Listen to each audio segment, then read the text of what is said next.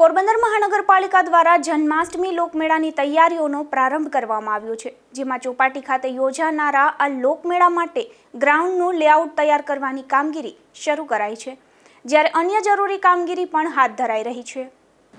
પોરબંદરની ચોપાટી ખાતે દર વર્ષે જન્માષ્ટમીના પાવન પર્વ નિમિત્તે લોકમેળાનું આયોજન કરવામાં આવે છે.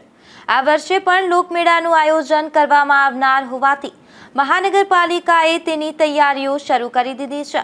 લોકમેળા ગ્રાઉન્ડનું લેઆઉટ તૈયાર કરવાની કામગીરી હાલ ચાલી રહી છે. ઉપરાંત સ્ટોલ વ્યવસ્થા, સુવિધાઓ અને અન્ય કામગીરી માટે ટેન્ડર પ્રક્રિયા પણ હાથ ધરવામાં આવી રહી છે.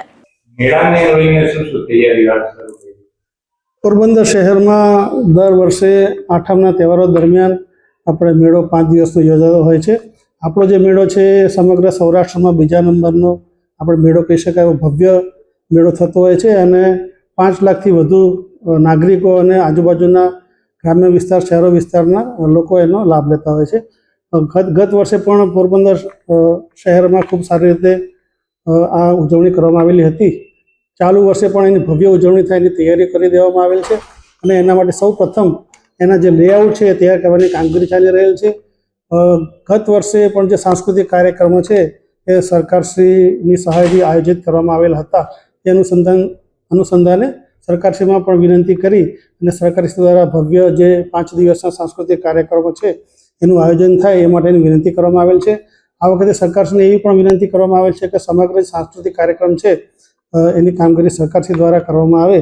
માધવપુરમાં જે પ્રમાણે કામગીરી થતી હોય છે એવું ભવ્ય આયોજન થાય એવી આપણા આ વખતના પ્રયાસો છે અને આગામી જે જન્માષ્ટમીનો તહેવાર આપણે ખૂબ સારી રીતે લોકો લાભ લઈ શકે એના માટેની કાર્યવાહી હાથ ધરવામાં આવેલ છે. પરંપરાગત રીતે 5 દિવસ માટે આ કાર્યક્રમ થતો હોય છે, તેમ છતાં લોક લાગણીને ધ્યાને લઈ અને એની સમયમર્યાદા નક્કી કરવામાં આવશે.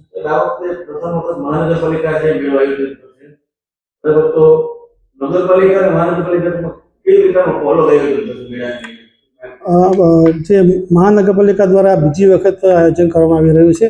ગત વર્ષે પણ આયોજન કરેલું હતું અને ગત વર્ષે મેં કહ્યું પ્રમાણે જે સરકારી સાંસ્કૃતિક કાર્યક્રમો છે એ માનનીય સરકારશ્રીના ગ્રાન્ટની મદદથી ખૂબ સરસ રીતે આયોજન કરવામાં આવેલું હતું અને ખૂબ ઉચ્ચ કક્ષાના કલાકારોને બોલાવી અને સાંસ્કૃતિક કાર્યક્રમોનું આયોજન કરવામાં આવેલું હતું. ગત વર્ષે પણ પાણીના નિકાલ માટેની વ્યવસ્થા કરવામાં આવેલી હતી. ત્યાં વરસાદી પાણીના નિકાલ માટે વરસાદી ગટર આવેલી છે અને મેદાનની અંદર પાણી ભરાતું હોય વરસાદનું તો એના નિકાલ માટેની હંગામી વ્યવસ્થા પણ કરવામાં આવતી હોય છે. જરૂર જણાય આપણે ત્યાં પમ્પિંગ મશીનરી ગોઠવી અને પણ કાર્યવાહી કરવામાં આવશે. અધિકારીઓના જણાવ્યા મુજબ આ વર્ષે લોકમેળા દરમિયાન વિવિધ સાંસ્કૃતિક અને રમતગમતના કાર્યક્રમોના આયોજન માટે જિલ્લા રમતગમત વિભાગને પણ પત્ર લખવામાં આવ્યો છે. નિપુલ પોપટ સાથે અશોક થાનકી, ગુજરાત ન્યૂઝ, પોરબંદર.